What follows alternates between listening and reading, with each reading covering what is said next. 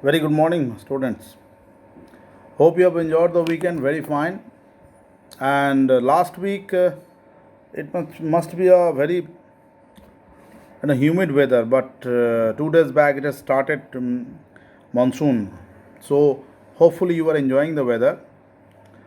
And regarding the text, I have already told you that we have already completed a few of 11 and 12 classes. Okay. So we are going to finish next of the parts, but before in between that gap we are hopefully going to enjoy the grammar portion. Okay. Last day I have completed the tense, but not the all of the tense, the past tense. And the portions of that I have already provided with the with you with the documents. You have already hopefully you have gone through. So I have all this. I have all seen the comments, right?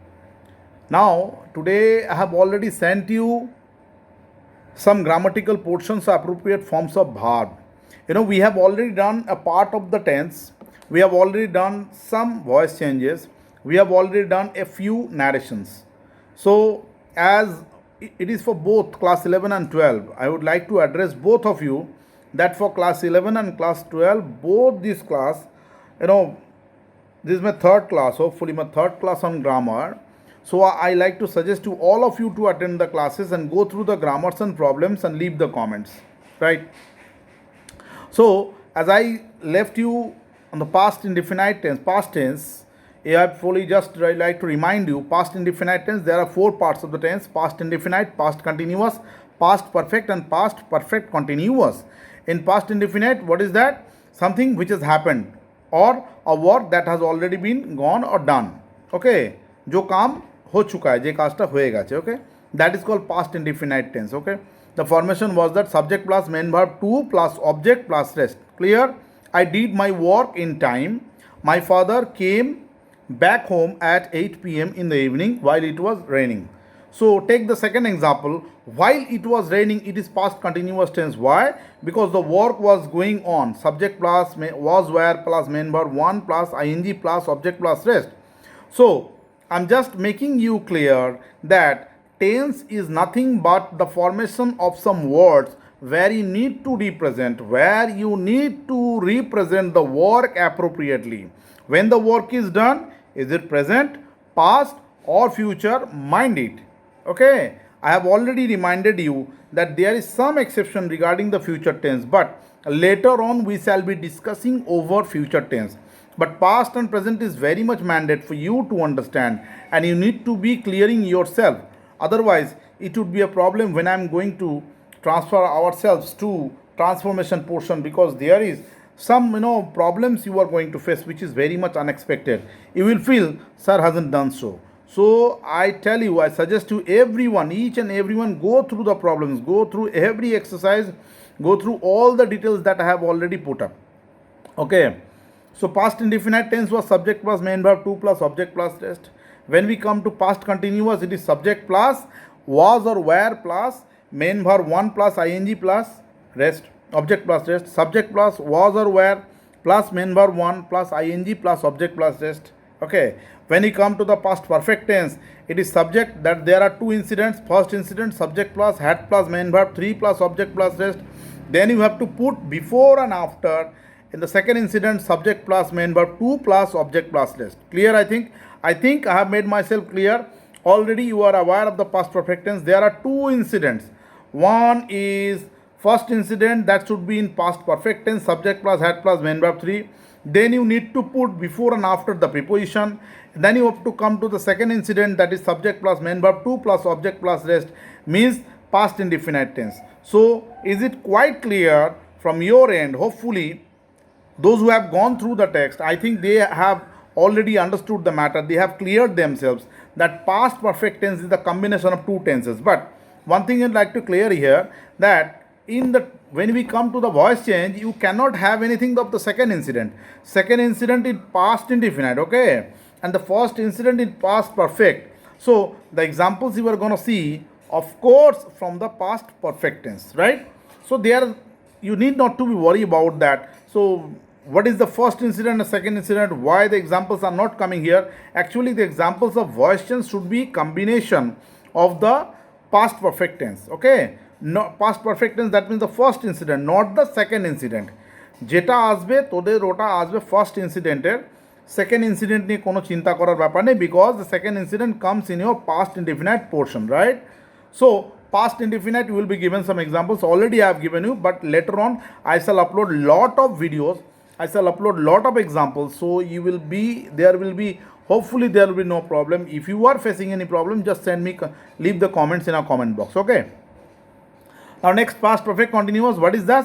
A work that had been continuing in the remote past. My father had been bathing in Ganges for last 10 years.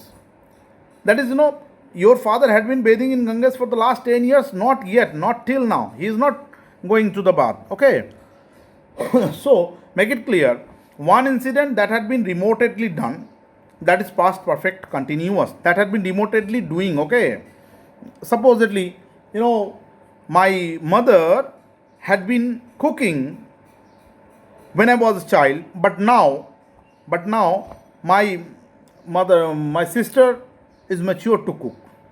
So when your mother was workable, she was cooking. That was in remotely past incident. But now is your elder sister is able to cook. So your mother just only helps, right? Have I made myself clear? Hopefully. Okay, that is past perfect continuous. Let me go to the future tense. What is future tense? Actually, there is no such future tense. There is a dichotomy, there is a dilemma, there would be a lot of chaos after uploading my video. There would be a lot of controversy. I know everyone of you, much of you is shocked at it. What is that future tense? From the very beginning of your base you have learned there is a tense called future tense. Actually, my dear, there is no such tense called future. Okay, future is not a tense.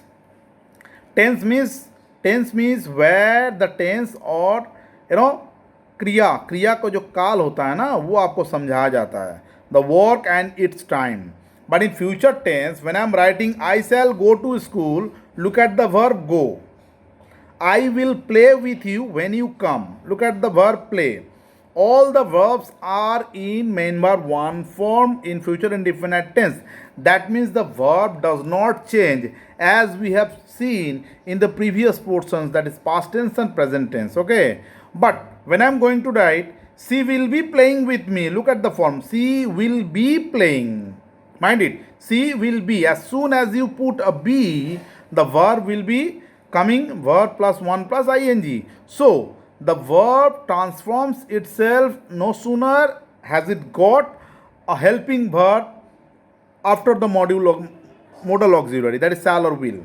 So shall or will plus main verb 1, because the verb is not changing. When the verb is not changing, how can you call it a tense? Because tense is all about the changes of the verb. But in future tense, there is no change of the verb unless and until you are putting another or extra verb after shall or will or the modal. So that is the funda. Actually, it is the portion of the higher studies, master degree. When I went through my master degree, in the linguistic portion I had done it. There was also a surprising situation for me. What is this? There is no such future tense. Yes, my dear, make yourself clear. There is no such future tense, because when I am writing I shall go to the school, I will play with you. Okay, he will come to my home, he will surely pass in the examinations. All the verb in present form or the main verb 1, verb is not changing. When the verb is not changing, you cannot say it is a change. If the verb is changing, you can say it is a tense. Clear?